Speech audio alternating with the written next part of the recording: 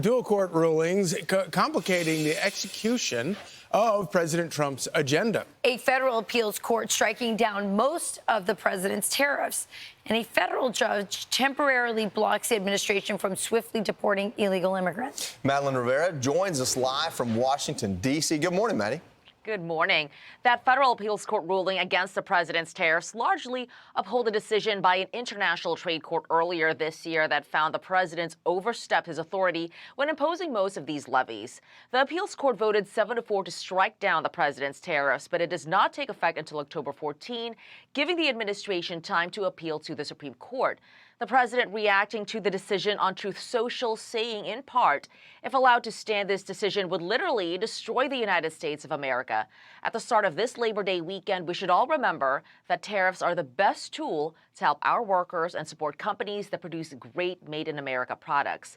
As the administration scrambles to respond to this decision, it is important to note that it won't affect some of the other framework and trade deals the president has made, because in those cases, the countries agreed to the tariffs.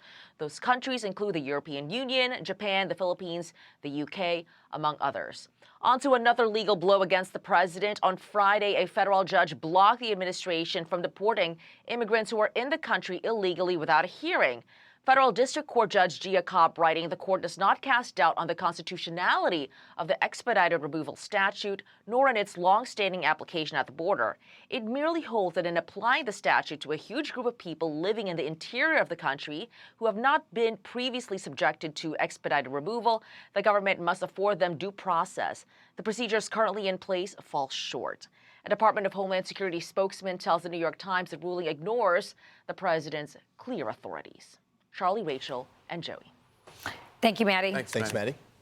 So these rulings are very interesting. Obviously, the president's going to appeal them. But with regards to the tariffs, she did mention that it doesn't apply to certain country ones. But I was just going to say that these tariffs are beyond the economic equality or equity it brings towards American-made products versus foreign-made products. But our president has been wielding it to really great effect in influencing other countries. A lot of times, just even him thinking about the tariff is enough to get them to act and do the right thing as far as we're concerned in foreign policy. So the tariffs have a lot of different ways that they work. Yeah, and I think that's where the court found the problem. Their problem is not with the ones that have the foreign policy implications, but rather the ones that are economic related.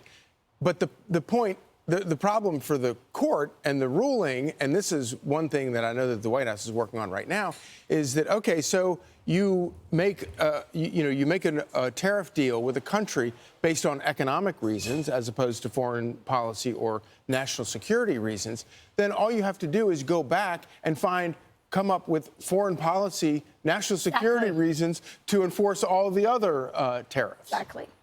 Yeah, I think it might be a little bit more of an uphill battle for the tariffs ruling going to the Supreme Court, because I can see conservative judges wanting to always kind of pivoting towards limiting the power of the president. But I think the immigration ruling is just, it's not long for life. I think that it doesn't make a lot of sense to me that a judge can say, oh, you can push out these people because they've been here for 17 days or whatever I forgot what the 14 days, but you can't push out those people because they've been here longer. If you're not looking at a piece of legislation, if it's policy, it's really a matter of opinion, right? Like how much this person, how many rights you have based on the amount of days you've spent here doesn't make a lot of sense to me. Or how much more, it becomes like the compassion factor, right? Yeah, so people right. feel a lot more sorry for people who have been here a lot longer and been evading the law longer. But that's just not a legal standard. Yeah, they're really used to being here.